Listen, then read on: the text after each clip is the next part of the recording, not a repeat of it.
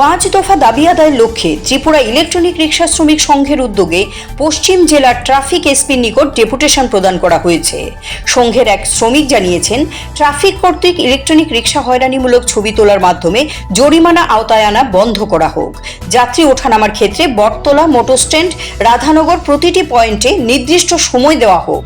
শহরতলিতে যাত্রী ওঠানামার জন্য নির্দিষ্ট স্থানের ব্যবস্থা করে দেওয়ার দাবি জানিয়েছেন।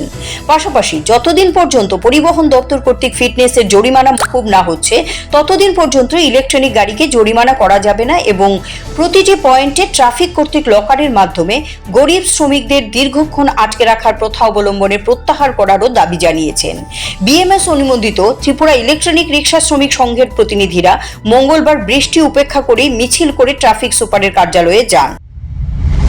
তো আজকে আমাদের ত্রিপুরা ইলেকট্রিক সংঘ ত্রিপুরা প্রদেশের উদ্যোগে যে বর্তমানে যে আমাদের যে গাড়ির যে ট্রাফিকের যে বিভিন্নভাবে কায়দায় শ্রমিকদেরকে হয়রানি করা, আমরা সেই পরিলক্ষিত করে ত্রিপুরা প্রদেশ সিদ্ধান্ত করে 5 দফা দাবিকে সামনে রেখে ত্রিপুরা ট্রাফিক এসপির নিকট আমরা 5 দফা দাবি আমার আজকে পেশ করতে যাচ্ছি।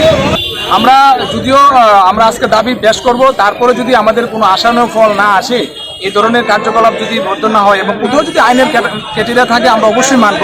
তার ক্ষেত্রে কতগুলো আইন যেমন থাকে, আইনের শ্রমিকদের জন্য সেই আইন লাগু করা হয়, তো তার জন্য আমরা সেই দাবিগুলি ট্রাফিক এসপি নিকট আমরা অনুপ্রয়ণ করব। তারপরেও যদি এগুলি এসপি সংশোধন না হয়, তাহলে আমরা আগামী দিন ত্রিপুরা প্রদেশ এবং জেলা সার্বিক নেতৃত্ব, আমাদের সর্বভারতীয় নেতৃত্ব সবার সাথে আলোচনা করে আমরা আগামী দিন স্টেপ আমরা নেব। Siri TV, channel for news and entertainment.